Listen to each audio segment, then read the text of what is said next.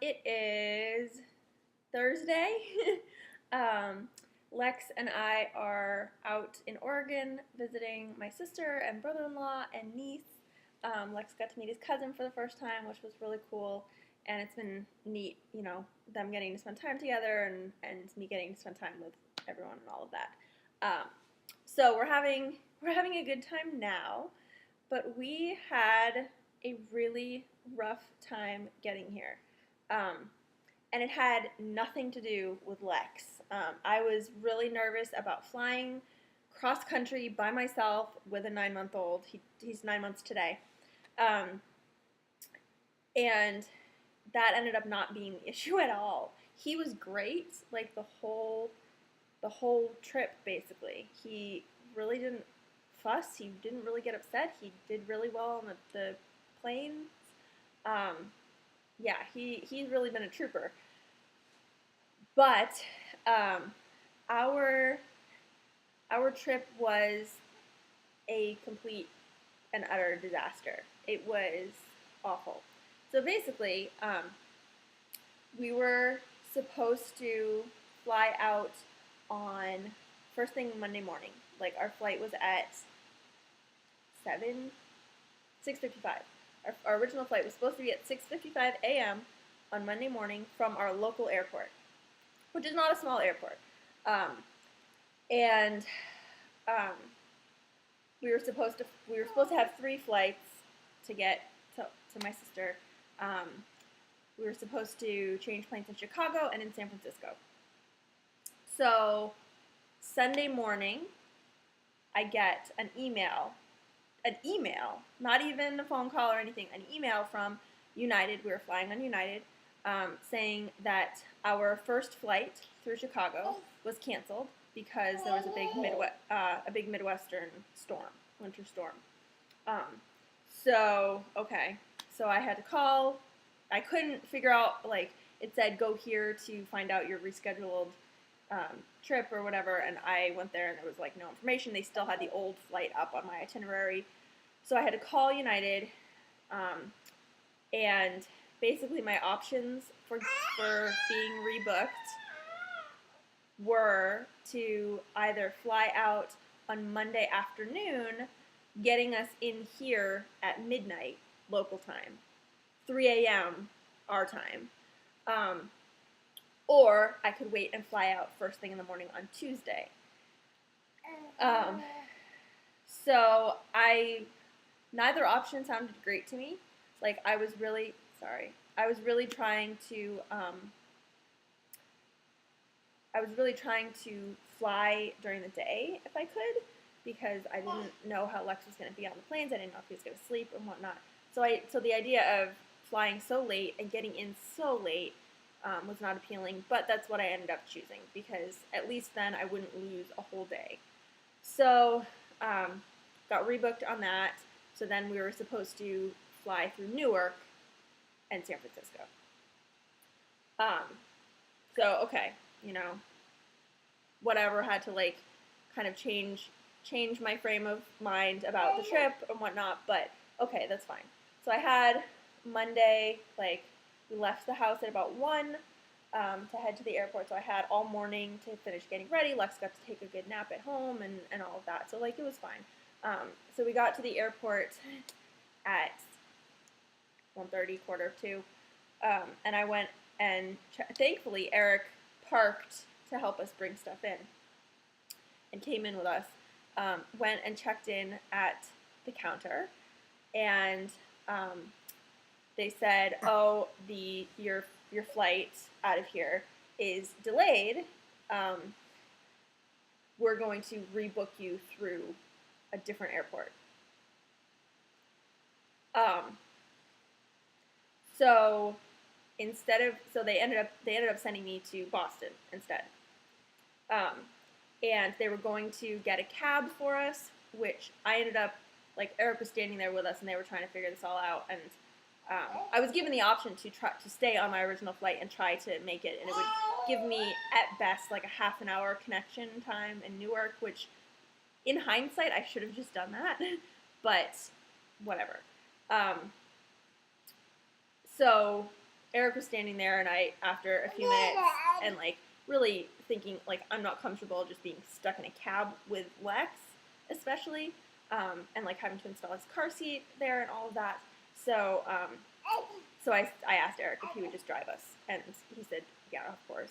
And so, you know, we ended up doing that. So then Eric had to drive us to Boston, which is not, it's not that far. It's not an awful drive, but it was still like he was supposed to be working. He was working from home that day because he needed to bring us to the airport, and so he was missing out on work time. But he was like, whatever, I can just work this evening because you know we're not going to be around, so there's not really a whole lot of other stuff for him to do.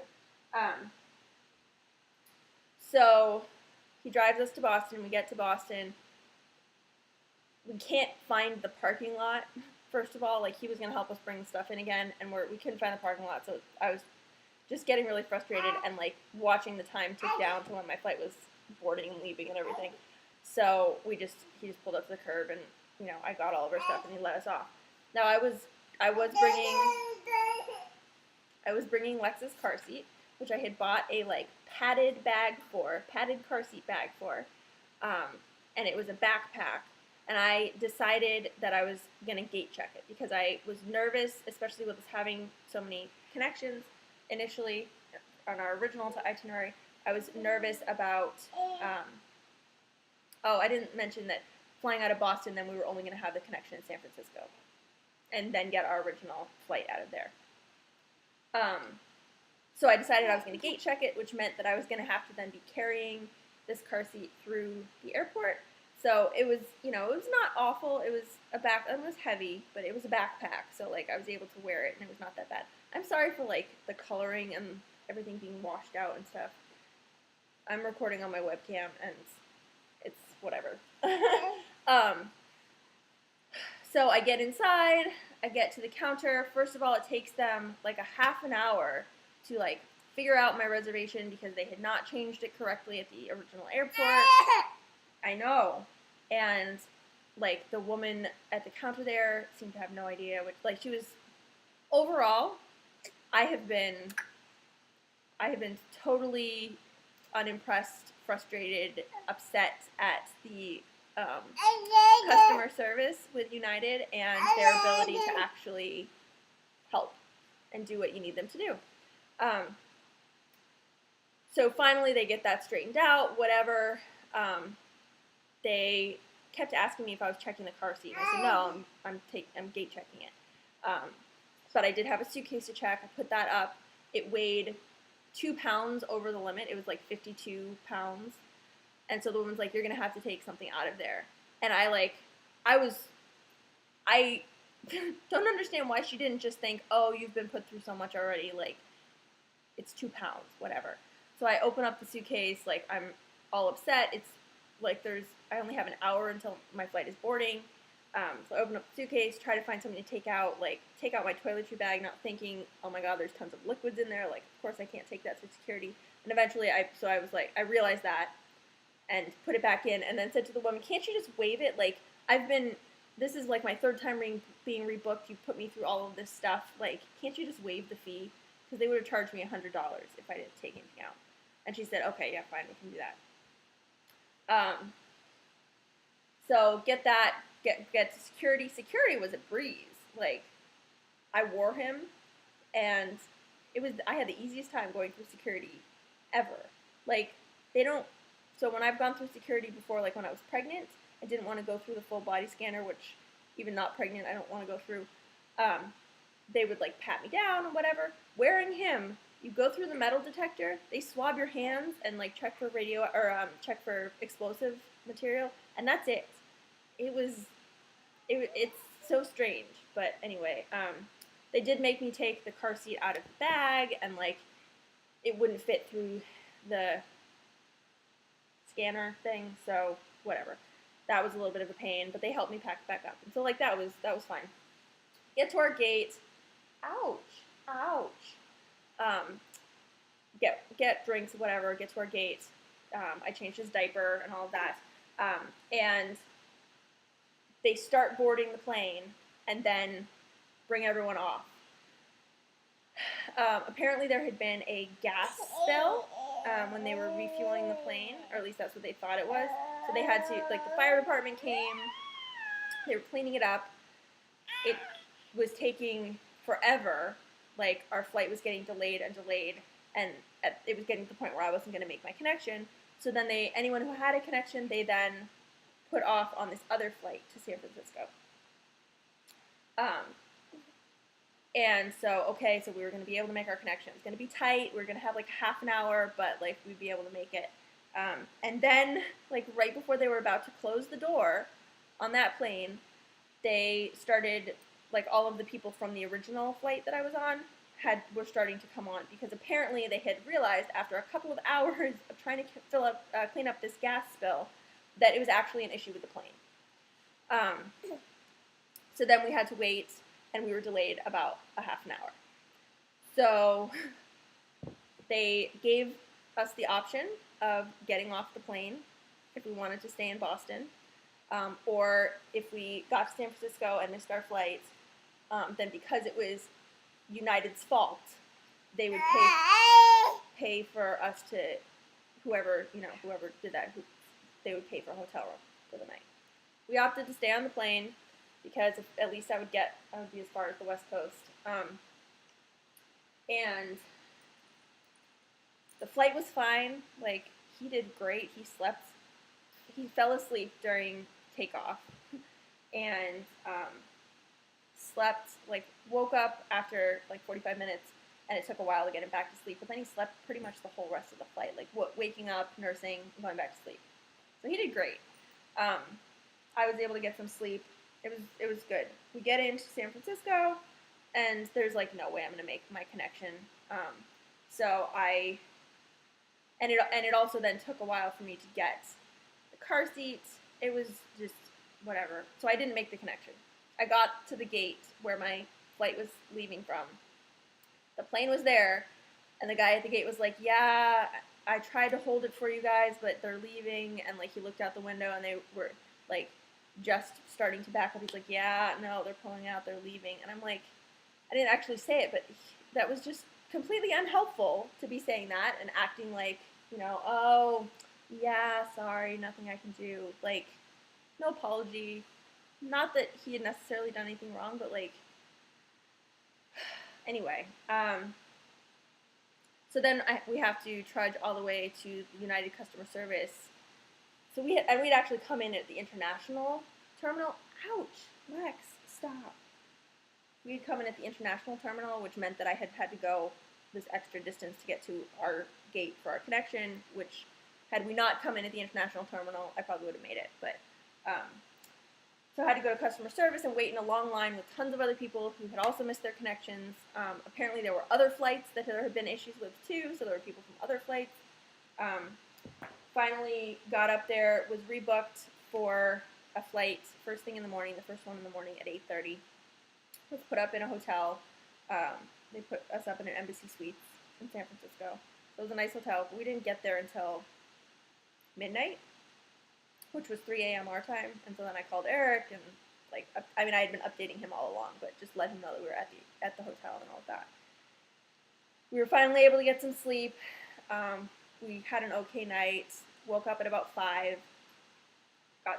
Got ready, got a shower. I ended up having to take him into the shower with me because I had no idea of any other way to get a shower with him in the hotel room by myself.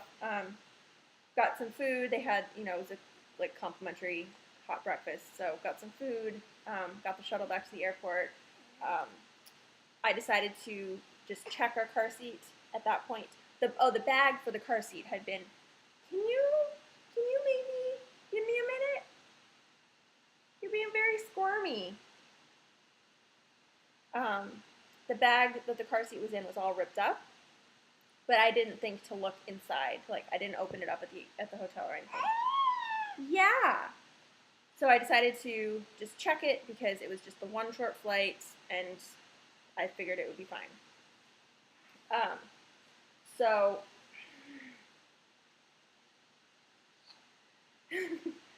we do that, get through security, no problem. Oh, I had to tell them again, like I had to convince them again to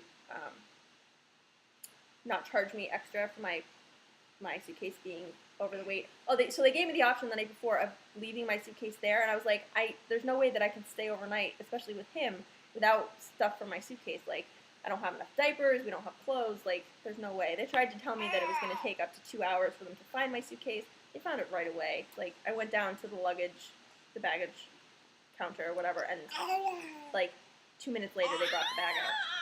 Anyway, so got checked in through security. I'm sorry this is so long. Got to our gate, got on the flight finally, and made it here. Went and rented got our luggage, went and rented the car, and everything. Went to put the car seat in the car and discovered that it had been damaged. Which, I mean, I was already I had it up to here with United and all of this trouble and being stuck in San Francisco overnight and all of this. And now they had damaged his car seat. And it looked like it was just that the handle had been cracked. This is its infancy. So, and I just wanted to get here to my sister's and like, whatever. So I installed the car seat, put him in it, drove here, brought our stuff in, and was here. But then, over the next couple of hours was like, yeah, no, this car seat is damaged. Like, I can't really in good conscience use it for him. It's not necessarily safe. So I need to do something about this. So I called the 800 number on the United website for this kind of thing, talked with someone who didn't speak very good English, but that's okay. It was difficult to understand him. Found out that I needed to take the car seat and the bag.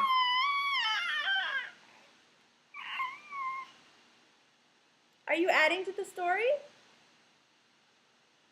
Found out that I needed to take the car seat and the bag back to the airport to have them look at it, to have the claim completed. So I did that, and what they told me at the airport, they approved paying for a new car seat, but what they told me was that they were going to have to take the old car seat, which I didn't want to give it to them, frankly. It's my car seat. It's what I have sentimental attachment to it, and whether or not I want to keep it should be up to me. So I was all upset. I ended up breaking down and crying in front of the woman there. Got home, got back here, told Eric about what was going on, and he's like, give me the information of who I need to call and talk to, and I will take care of this. We are not giving them our car seats. They have damaged it. They need to pay for a new one, and they don't get the old one. So he has talked with someone. He talked with someone yesterday, and got it straightened out. For the most part, we have to fill out this claim form and get a new car seat and submit the receipt, and they will either approve it and pay for it or deny it. So that is our story of our travels so far. So what I ended up doing as far as car seats go, we are not going anywhere right now. And my sister needed to get a second convertible car seat anyway. They have one convertible car seat, and they're still using my niece's infant seat in one of the cars. They only have one base right now. Where did it go? There it is.